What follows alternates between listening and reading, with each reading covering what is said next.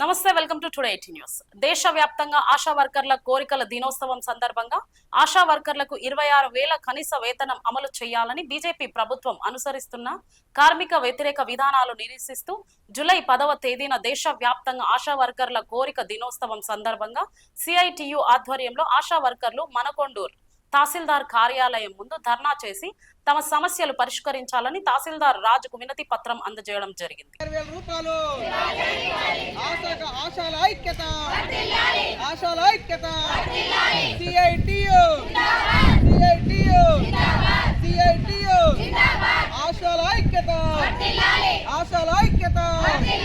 పోరాడదాం కనీస వేతనం 26,000 రూపాయలు ఇచ్చేంత వరకు.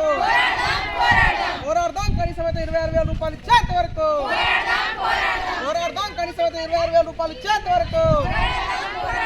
ఆశా కార్యకర్తల ఐక్యత, ఆశా కార్యకర్తల ఐక్యత. పోరాడదాం పిఎఫ్పిఎస్ సౌకర్యం కల్పించేంత వరకు. పోరాడదాం పిఎఫ్పిఎస్ సౌకర్యం కల్పించేంత వరకు. ఆశా కార్యకర్తల ఐక్యత ప్రకటించింది.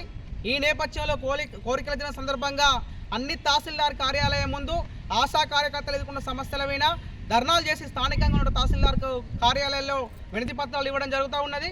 ప్రధానంగా సంబంధించినటువంటి ఆశా కార్యకర్తలకు 26,000 రూపాయల కనీస వేతనం ఇవ్వాలని చెప్పి డిమాండ్ చేస్తూ ఉన్నాం. స్కీమ్ వర్కర్కి సంబంధించినటువంటి పే స్కేల్ సంబంధించినటువంటి కమిషన్ ఏర్పాటు చేయాలని చెప్పి డిమాండ్ చేస్తూ ఉన్నాం. ప్రతి నెల 10,000 రూపాయల సంబంధించిన పెన్షన్ సౌకర్యం కల్పించాలని చెప్పి కూడా డిమాండ్ చేస్తూ ఉన్నాం. కేంద్ర ప్రభుత్వం రాష్ట్ర ప్రభుత్వం నిర్వహిస్తున్నటువంటి అనేక సర్వేల్ని ఆశా కార్యకర్తలతో చేస్తూ ఉన్నారు. శ్రమదోపిడికి గురి చేస్తూ ఉన్నాడు. వారికి టీఏడిఎల్ కూడా ఇవ్వట్లేదు. వెంటనే టీఏడిఎల్ సంబంధించింది కూడా ఇవ్వాలి. వాళ్ళకి సంబంధించినటువంటి సర్వేలకు సంబంధించినటువంటి వేతనాలు కట్టియాలని చెప్పి డిమాండ్ చేస్తూ ఉన్నాం. అదేవిధంగా స్కీమ్ వర్కర్లందరికీ కూడా కనీస వేతనం సంబంధించినటువంటి చట్టం కిందకి తీసుకురావడం కోసం కూడా కేంద్ర ప్రభుత్వం ప్రయత్నం చేయాలని చెప్పి 4 లేబర్ కోడ్లను రద్దు చేసి కార్మిక చట్టాలు యథావిధిగా కొనసాగించాలని చెప్పి ఈ సందర్భంగా సిఐటిగా డిమాండ్ చేస్తూ ఉన్నాం. ఈ సమస్యల పరిష్కారం కోసం కూడా డిమాండ్స్ డే సందర్భంగా ఈరోజు రిప్రజెంటేషన్లు ఇచ్చినాం. ఇప్పటికైనా కేంద్ర ప్రభుత్వం రాష్ట్ర ప్రభుత్వం స్పందించి కార్మిక సమస్యలు పరిష్కరించాలని చెప్పి మేము కోరుతా ఉన్నాం.